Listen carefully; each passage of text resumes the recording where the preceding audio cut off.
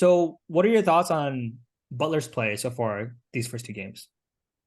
I actually don't think Butler's been playing as well as he can. I mean, I think partially probably due to injury. I think he had like 13 points in the first game, and then last game he had 21 points. Shooting at a very inefficient clip. But he definitely, obviously, he's their star player. He needs to be out there, and worst case, they can kind of utilize him as a decoy. But despite him not playing well individually, in terms of his scoring, he's also been able to affect the team positively through his passing with 9 assists. Yeah. So I think he's definitely not 100%, but he's still finding ways to contribute and help the team win because of his passes. It creates offense Yeah. In a different way.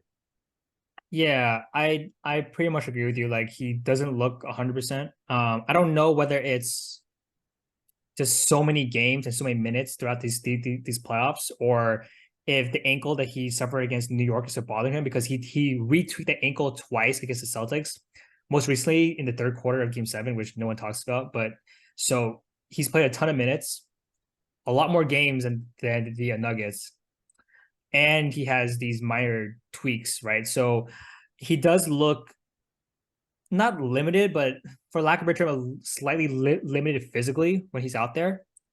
And I don't know if that's playing a part for him passing up shots and passing up driving opportunities. I don't know whether that's his body or it's because how Aaron Gordon is playing him, or how the Nuggets are trapping him at the rim, or all the above.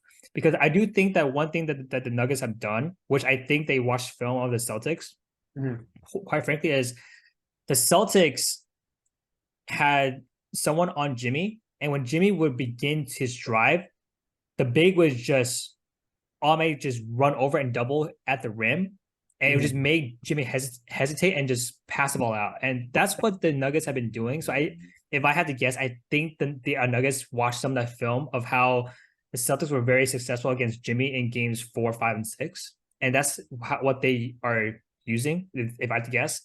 And while Butler hasn't played well offensively, he's still making the right passes. And he's still getting his guys involved. He's still playing super well on Murray defensively as well. Like his defense is not talked about enough during the series. But I do think that like for the Heat to win the series, they can't rely on hot 3-point shooting to win the next 3 games out of 5. They have to have at least one, maybe even two Butler just Carrying amazing games, like right? Because superstars, hero yeah, ball type of win. yeah, because I don't think that the Heat can survive or win the series if they only rely on their threes. I do think that Butler has to win them at least a game or two. But overall, played pretty well, not to his standards, but overall pretty well. I was actually going to bring that up, or I don't like as you mentioned. I don't think that they. I mean, it'd be tough. Well, I mean, I think if they are able to keep up their 3-point shooting, then I do think they have a great chance. But I do believe that they need to win at least one game, one ugly game, Yeah, where maybe both sides aren't playing well statistically, and they'll eke out like a 90 to like 80 something point game type of win.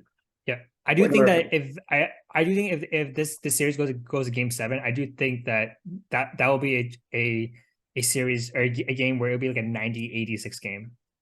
yeah, it's like a very close, but like kind of Yeah, like guys are nervous, guys are tired, they're rushing shots, they're making mistakes. I do because I think I an ugly mean win. Yeah. yeah, because I mean I don't know about you, but I've only watched like 4 or 5 Game 7s in the finals, and all of them were very sloppy. Like whether it's like um the 2010 Lakers against the Celtics, the 2016 game with the Warriors and the Cavs, just a couple off the top of my head. Um, the Game 7 between the Heat and the Team Spurs Spurs in 2014.